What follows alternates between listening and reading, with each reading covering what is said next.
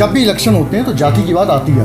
कश्मीर से केरल तक जहां चुनाव हो और जाति वहां फैक्टर के रूप में काम नहीं करता हो। पॉलिटिशियंस इलेक्शन जीतने के लिए आज किसी भी हद तक जाने के लिए तैयार है और देश विभाजित होता है, हम विभाजित होते हैं, मानवता विभाजित होती है, उनको कोई फर्क नहीं पड़ता। राजनीति से या समाज से जाति प्रथा को खत्म कर देंगे, ये बड़ा नामुमकिन सा लगता है। परिवार से हमें शुरुआत करनी होगी, परिवार में हमें पहले इस चक्र को खत्म करना होगा, तब हम सोसाइटी में इस चीज़ को ला सकते हैं। जात है कि जाति नहीं, मगर शर्म है कि उनको आती नहीं। ये जो पॉलिटिशियन सियासतदार हैं वो कभी भी नहीं चाहेंगे।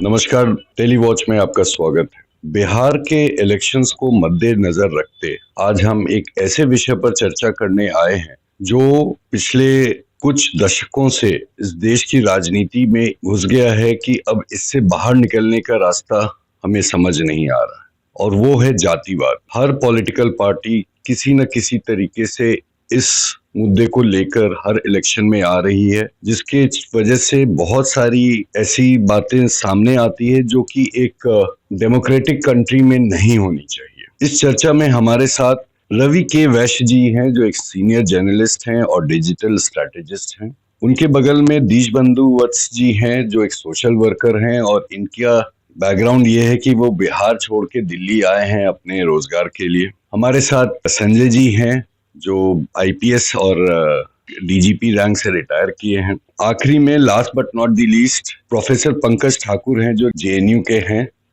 और वो लोग इस विषय पर अपना मत प्रदान करेंगे। मैं शुरू करता हूं रवि जी से। आप तो जर्नलिस्ट रहे हैं और डिजिटल स्ट्रैटेजिस्ट हैं, आपको क्यों लगता है कि आज कोई भी पॉलिटिकल पार्टी बिना जाति को घुसाए किसी भी लेवल के इलेक्शन को, चाहे वो ब्लॉक लेवल हो चाहे लोकसभा का, ऐसा क्यों कर रही है कि हर जगह जाति समीकरण को जोड़ने का काम चल रहा है? देखिए, सबसे बड़ी बात यह है कि कोई सा स्टेट लीजिए इंडिया में, जब भी इलेक्शन होते हैं तो जाति की बात आती है। और यूपी और बिहार तो ऐसे स्टेट हैं जिनमें जातिवाद पे ही इलेक्शन लड़ा जाता है और लड़ा जाता रहेगा और लड़ा जाता आ रहा है। आपका जो सवाल है कि जाति क्यों प्रमुखता से ली जा रही है, क्योंकि हर पार्टी का कोई ना कोई अपना एक एजेंडा होता है। हर पार्टी की जब सीट बंटवारे होते हैं तो उसमें जातिगत आधार पे ही सीटों का बंटवारा होता है, क्योंकि समाज जो है जातियों से ही बना है। सबसे बड़ी बात ये, और जातियों की कैटेगरी चाहे वो ओबीसी हो, चाहे वो सवर्ण हो, चाहे वो दलित हो, चाहे वो ईबीसी हो, उसके हिसाब से ही अगर टिकटों का फैसला होता है तो ये मान लीजिए कि जाति के आधार पे ही चुनाव होते रहेंगे और हो रहे हैं। सबसे बड़ी बात ये। सर संजय जी, आप बताइए। सिर्फ एक इन्होंने तो बताया कि ये हो रहा है, ये क्यों हो रहा है, ये सही हो रहा है या गलत है, इस पर आप रोशनी डालिए। मैं तो जाति को कभी भी सही नहीं मानूंगा कि जाति के आधार पे तो कोई भी इलेक्शन हो, या अगर डेमोक्रेसी का आप मूल देखें तो वो डेवलपमेंट होना चाहिए, समावेशी व्यवस्था होना चाहिए जिसमें हम विकास की बातें करें। जातिवादी व्यवस्था जब ही होता है तो जब उसके आधार पे चुनाव लड़े जाएंगे तो टैलेंट को तो आपने ख़त्म ही कर दिया कि कोई एक कास्ट का लीडर है, वो अगर आगे बढ़ रहा है तो कास्ट, यद्यपि वो हो सकता है लीडर में कोई क्वालिटी लीडरशिप की ना हो, कोई विजन ना हो, डेवलपमेंट का विजन ना हो, कुछ नहीं कर रहा हो, लेकिन आप इसलिए उसे वोट देंगे क्योंकि वो आपकी कास्ट का लीडर है, तो कहीं से भी इसको उचित तो नहीं ठहराया जा सकता। और मैं तो साथ में ये भी कहूँगा कि अगर आप देखें, समाजवाद जब आया था और लोहिया जयप्रकाश नारायण के समय में, उस समय ये उम्मीद बंधी थी कि समाजवाद आया है तो देश में जो जाति है वो प्रथा धीरे धीरे करके ख़त्म होगी। इनफैक्ट 1947 के बाद जब लीगली सब जाति प्रथा ख़त्म कर दी गई, कोई जाति कोई ऊपर नीचे नहीं रह गया, कोई अस्पृश्यता नहीं रह गई, अनटचेबिलिटी नहीं रह गई, तो उम्मीद की जा रही थी कि ये जाति प्रथा शनय शनय नेचुरल डेथ की तरफ चली जाएगी, जो हो भी रहा था। लेकिन जो ये वोट बैंक पॉलिटिक्स है, और विशेष रूप से आपने देखा होगा कि 91 के बाद जब से वो मंडल कमीशन लागू हुआ तो देश में जातिवाद एक विस्फोट की तरह आया। और मज़े की बात तो ये है कि जिस समाजवाद ने, जिस लोहिया ने, जिस जयप्रकाश नारायण ने जाति के खिलाफ लड़ाई लड़ी, तो उनके जो फॉलोअर्स थे, उम्मीद की जा रही थी कि वो जातिवादी व्यवस्था समाप्त होगी, तो उनके जो फॉलोअर्स मुलायम सिंह यादव, लालू यादव या उस समय देवी लाल चरण सिंह, इन सब ने तो जातिवाद को उस एक्सट्रीम पे पहुंचा दिया कि लोहिया कहते थे कि समाज हमारा परिवार है। अभी ये हो गया कि इन सब के लिए परिवार ही समाज हो गया। ये हालत हो। सर, इस बात को एक और इसमें है कि मंडल कमीशन का जो रिकमेंडेशन आया था कि क्यों रिजर्वेशन जरूरी है, उसमें एक बहुत स्ट्रांग पॉइंट था कि ये जातिवाद खत्म करेगा, बट उसका ठीक उल्टा हम देख रहे हैं। तो इसका मतलब ये पूरा रिजर्वेशन गलत आधार पे लगा है। मैं तो इसको एक कदम और आगे ले जाता हूँ। मैं तो कहता हूँ कि ये जातिवाद तो है ही नहीं, ये तो जातियों का समूह है। आप मुझे बताइए कि कहा जाता है कि 90 से पहले, अगर आप केवल बिहार का एग्जाम्पल लें, चूँकि अभी बिहार की पॉलिटिक्स हम लोग डिस्कस कर रहे हैं, तो बिहार के पॉलिटिक्स में एक बड़ा ये सही है कि जब कांग्रेस गवर्नमेंट रही 1951 से लेकर के ऑलमोस्ट 90 तक, तो आप देखेंगे तो सवर्णों का वर्चस्व रहा, सभी चीफ मिनिस्टर भी, लेकिन टर्न बाई टर्न सवर्णों की जो अलग अलग जातियां थी, अगर आप डॉक्टर श्री कृष्ण सिंह से शुरू करें तो डॉक्टर श्री कृष्ण सिंह रहे, फिर विनोदानंद झा रहे, फिर बीच में सहाय आए, फिर जगन्नाथ मिश्रा वगैरह आए, फिर उसी समय दूसरे बहुत सारे अलग अलग कास्ट, लेकिन जनरली सवर्ण रहा, बीच में कर्पूरी ठाकुर और दूसरी जातियाँ भी रही। 90 के बाद कहते हैं कि वो जो बैकवर्ड ओबीसी की पॉलिटिक्स थी वो बिहार में आ गई, ये भी सही है, लेकिन क्या हुआ है उसमें? आपको ये नहीं लगता कि केवल एक जाति विशेष का केवल चीफ मिनिस्टर हो रहा है? कम से कम पहले सवर्णों में तो परिवर्तन हो रहा था और लग रहा था कि दूसरी जातियां भी आएंगी। अभी तो ये हो गया कि व्यक्ति किसी जाति का लीडर केवल नहीं है, वो जाति समूह को अपने साथ बांधे हुआ है और एक्चुअली वो एक जाति का। क्या आप कभी इमेजिन कर सकते हो क्या कि समाजवादी पार्टी में यादव के अतिरिक्त कोई दूसरी कास्ट का लीडर हो सकता है? आप कभी इमेजिन कर सकते हो कि आरजेडी में यादव के अलावा कोई दूसरी कास्ट का होगा? वो नाम लेने के लिए उसमें आप दूसरी सभी जातियों की बात कर लेते हो, लेकिन उस जाति का रिप्रेजेंटेशन एक विशेष जाति और एक विशेष व्यक्ति, एक विशेष परिवार तक सीमित हो गया है। और वो जो ब्राह्मणवाद का जो विरोध सबसे ज़्यादा कर रहा है, आप ही की बात को मैं एक कदम और आगे ले जाऊंगा कि जिस ब्राह्मणवाद का विरोध कर रहे हैं, उन जाति जो ओबीसी या दूसरी जातियां, उसमें ब्राह्मणवाद को प्रमोट किया जा रहा है, ब्राह्मण को नहीं करके एक दूसरी जाति जो है ब्राह्मण का रूप धारण करते जा रही है। तो उस हिसाब से रिजर्वेशन जो है वो परिवारवाद और एक जाति विशेष को ज्यादा ये बढ़ावा दे रहा है। बिल्कुल बढ़ावा दे रहा है, क्योंकि हमने रिजर्वेशन में एक क्रीमी लेयर रखा हुआ है, लेकिन उसको अगर आप ओबीसी के रिजर्वेशन में, लेकिन जब तक आप एक जनरेशन को मिल गया, आप देखेंगे कि कुछ फैमिलीज हैं, ये सीमित रह गया है कुछ फैमिलीज तक जो रिजर्वेशन का फ़ायदा उठा रही हैं।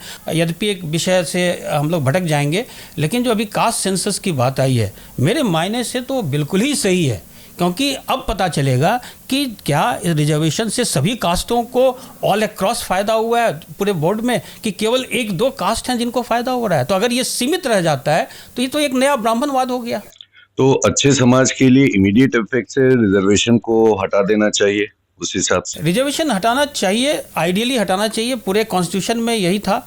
इनफैक्ट अगर बाबा अम्बेडकर की बात करें तो उन्होंने भी जाति विहीन समाज की बात करी है, सभी जाति विहीन समाज की बात करते हैं। अब उसके जाने के अप्रोच दो हैं, एक होता है कि रिजर्वेशन के माध्यम से, एक है कि हम एक दिन में हटा दें सबको। एक रिजर्वेशन ये माध्यम रखा गया था कि चूंकि सोशली इकोनॉमिकली जो बैकवर्ड कुछ कम्युनिटीज जो सालों से दशकों से वो इतनी पिछड़ी रही कि वो उस स्तर तक नहीं आ सकी है, तो उनको एक बैकग्राउंड देना था, एक फाउंडेशन देना था, उनको एक छोटा सा उनको ये करना था कि बराबरी पे आ जाए, ये प्लेटफॉर्म देना था। तो लेकिन अगर 10 साल के लिए शुरुआत में इसीलिए रखा गया था कि उसके बाद शायद उम्मीद की गई थी, लेकिन इतने सालों के बाद ये एक चूंकि वोट बैंक पॉलिटिक्स में कन्वर्ट हो गया, तो अब ये केवल उनको बढ़ाने के लिए नहीं, अगर बढ़ाने के लिए रहता तो एक बार जिसको रिजर्वेशन मिल गया वो आगे से उसके हकदार नहीं होते, नए लोगों को मिलता, तो शायद बहुत तेजी से हम जिसकी ओर जा रहे थे उसकी ओर चले जाते। दीनबंधु जी, आप तो जब जमीनी स्तर पे बिहार में जातिवाद को देखे और किसी न किसी रूप में उसका ही असर था कि आपको बिहार छोड़ के दिल्ली आना पड़ा। आप इस पर थोड़ी सी और रोशनी डालिए कि जातिवाद से बिहार के जो शिक्षित वर्ग हैं उन पर क्या असर पड़ रहा है। देखिए, आपके इस सवाल के जवाब देने से पहले मैं एक दो पॉइंट्स कहना चाहता हूँ। सबसे पहली बात कि ये जाति की बात केवल बिहार में है। आप कश्मीर से और केरल तक एक ऐसे राज्य का नाम बताइए जहां चुनाव हो और जाति वहां फैक्टर के रूप में काम नहीं करता हो। भारत के सबसे शिक्षित प्रदेशों में तमिलनाडु में चले जाएं, द्रविड़, गैर द्रविड़, तमिलियन, गैर तमिलियन, हिंदी भाषी, वहाँ तो भाषा का भी आधार बनता है। केरल में आप चले जाएं मुस्लिम, ईसाई। और भारत छोड़िए, अभी जब अमेरिका का चुनाव हुआ था, मेक अमेरिका ग्रेट अगेन, वो भी एक आइडेंटिटी पॉलिटिक्स थी। मैं इसको एक आइडेंटिटी पॉलिटिक्स के रूप में देखता हूँ। और तमाम भारत के तमाम राज्यों में और दुनिया में कहीं ना कहीं किसी न किसी रूप में मौजूद है। और इसका जो कारण इसका ये है कि देखिए, समाज और राजनीति के अपने अंतर संबंध हैं। जब समाज में असमानता थोड़ी होती है तो नेताओं को एक स्पेस मिल जाता है इसको बढ़ाने के लिए। देखिए, जहाँ जब किसी भी राज्य में, जो विकसित राज्यों की बात करें, कि वो लेवल, जो जाति का लेवल जो बिहार में है वो तमिलनाडु में नहीं है, वो केरल में नहीं है। और इसका कारण यही है कि जब ये जो असमानताएं जब बीच में जब कम होती हैं तो फिर विकास की राजनीति होती है, मुद्दों की राजनीति होती है। और बिहार और उत्तर प्रदेश में ये स्थिति शुरू में बनी। और चूंकि नेताओं के लिए सबसे आसान है पहचान की राजनीति करना, वो एक पहचान की राजनीति करते हैं और जनता को उस पहचान से जोड़ के रखते हैं। और इसका दुष्परिणाम सबसे बड़ा ये होता है कि जो योग्य व्यक्ति है राजनीति में वो छूट जाता है। लालू यादव का उदाहरण दिया, समाजवादी पार्टी का। अखिलेश यादव या समाजवादी पार्टी अगर सचमुच यादवों का विकास करती, या लालू यादव के संदर्भ में ये कहा जाता, तो कोई भी यादव जो बड़ा यादव होता, पढ़ा लिखा यादव होता, योग्य यादव होता, उसको प्रतिनिधित्व देते। लेकिन प्रतिनिधित्व तो सीमित है और बिल्कुल रिजर्व है वो अपने पुत्रों के लिए। और पुत्रों में भी जो पुत्र जो सबसे जिनको वो योग्य मानते हैं और जिनको अपना उत्तराधिकारी घोषित किए हैं, दूसरे वाले जो अलग हो गए उनको नहीं। तो प्रॉब्लम ये है, हम जाति की राजनीति को भी बिल्कुल अपने व्यक्तिगत हित और व्यक्तिगत स्वार्थ के लिए रख रहे हैं। उसमें जाति का विकास तो कहीं से है ही नहीं, किसी भी दृष्टिकोण से देखें तो ये मानसिकता जो है, ये क्या उसी जाति के बाकी लोगों के समझ में नहीं आ रहा है जो अभी भी उस जाति का झंडा लेके घूम रहे हैं? हाँ, बिल्कुल समझ में नहीं आ रहा है। देखिए, देश में सबसे, अभी बिहार में सेंसस हुआ, सर्वे हुआ, कास्ट सर्वे, 63% आबादी जो ओबीसी ईबीसी मिला के है। अब ये जो सड़कों पे जो इतना विरोध होता है, उस विरोध में कौन लोग शामिल होते हैं? विरोध में भी वही लोग शामिल होते हैं क्योंकि वो उसके भुक्तभोगी हैं। उनको ये लगता होगा कि चलो हमारा समाज का आदमी कोई, हमारी जाति का आदमी कोई आगे बढ़ गया, लेकिन दरअसल इससे उनकी समस्याओं का अंत तो नहीं होता है ना। उनके बच्चों को शिक्षा नहीं, उनको चिकित्सा नहीं। अभी पिछले चुनाव में तेजस्वी यादव ने क्या कहा? दवाई, पढ़ाई और सुनवाई। तो क्या सबको दवाई, सबको पढ़ाई और सबको सुनवाई, सुनवाई यानी जस्टिस, सबको हो रहा है क्या? बिल्कुल नहीं हो रहा है। और वो सीमित है वर्गों तक।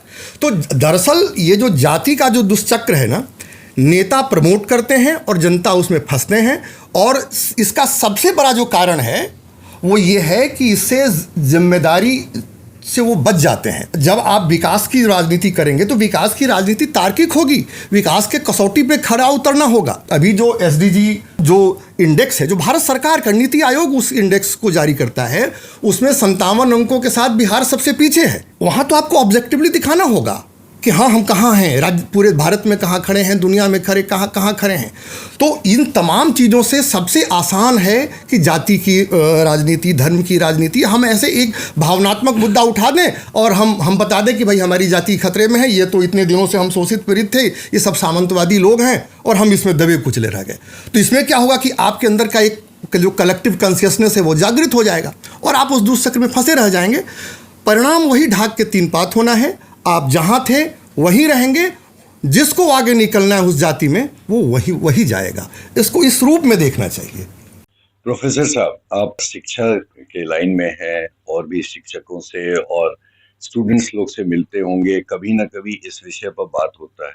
अगर जिस तरह से जातिवाद इस देश में चल रहा है, आप इस देश को आज से 20 से 30 साल बाद कहाँ देखते हैं? आपके इसी प्रश्न का एकदम उत्तर दूंगा, फिर थोड़ा अपनी बात करूंगा। मुझे लगता है कि 20-30 साल बाद हम और विभाजित दिखेंगे जाति के नाम पे। तो इसका समाज पर और इंडियन पॉलिटिकल सिनेरियो में एंड इफेक्ट क्या आएगा, फाइनल इफेक्ट? भगवान ना करे, एंड इफेक्ट यही होगा कि जो होता है कैओस, जिस तरह से मैं आज देखता हूँ। मैं सर से बहुत ज़्यादा एग्री करूँगा। सर ने एक बात बोली कि पॉलिटिशियंस को स्पेस मिलता है पेनिट्रेट करने का। मैं बोलता हूँ मौका मिलता है उन्हें, मौके का चौका जो बोलते हैं ना हम। पॉलिटिशियंस इलेक्शन जीतने के लिए आज किसी भी हद तक जाने के लिए तैयार हैं। और देश विभाजित होता है, हम विभाजित होते हैं, मानवता विभाजित होती है उनको कोई फर्क नहीं पड़ता है। जो जातिवाद है, आप इसको नेसेसरी ईविल मानेंगे या अननेसेसरी ईविल मानेंगे। इलेक्शन जीतने के लिए आप बोलोगे ज़रूरी है, लेकिन मुझे लगता है अननेसेसरी ईविल है। सर ने बहुत सही बोला कि कश्मीर से कन्याकुमारी तक कौन सा राज्य है जहां जाति के परमुटेशन कम्बिनेशन के बेस पे इलेक्शन नहीं लड़ा जाता। पर हमें सोचना तो पड़ेगा आइडियल होके कि इससे हम अपने समाज को कहाँ ले जाएंगे। ये सारी बातें हैं, भाषा के नाम पे बांटना, जाति के नाम पे बांटना, क्षेत्रवाद के नाम पे बांटना, ये तो पॉलिटिशियन ऐसे ही थे, शुरू से ऐसे ही थे मुझे लगता है। मैं तो अब ये मानता हूँ, जिस तरह से मैं देखता हूँ, आगे भी ऐसे रहेंगे। ये जिम्मेवारी है प्रबुद्ध समाज की, लोगों की। जैसे बात आई, क्या लोगों को दिखता नहीं है? दिखता है।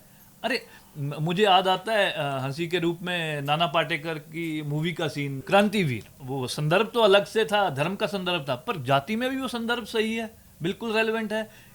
जब हमारा ब्लड सेम है, सब कुछ सेम है, क्यों भेदभाव रहा आज तक? नहीं होना चाहिए था। सर ने बहुत सही बोला कि कास्ट कंसेंसस होगा, उसमें ये भी तो कंपोनेंट आएगा कि जिसको रिजर्वेशन का फायदा मिला उसने अपना लेवल अप किया, लेकिन जिसको एक को मिला वही फायदा उठाता रहा। मेरे पास सामने एग्जांपल है, आपने शिक्षा की बात करी, मैं देखता हूँ जिन वर्गों को, जिन परिवारों को रिजर्वेशन का लाभ नहीं मिला, वो आज भी उसी तरह लाइफ जी रहे हैं, सामाजिक असमानता में जी रहे हैं, इकोनॉमिकली नीचे होके जी रहे हैं, और कुछ एक ही परसेंटेज है उस समाज की जिनको फ़ायदा मिला। तो हमें ये भी सोचना पड़ेगा कि रिजर्वेशन कितनी रेलेवेंट थी, उस टाइम थी, और बाबा साहिब ने खुद ही बोला था ये टेम्परेरी अरेंजमेंट है। सो शिक्षा के क्षेत्र में भी मुझे बहुत दुख के साथ ये कहना पड़ेगा कि हम लोग बंटे हुए दिखते हैं जाति में।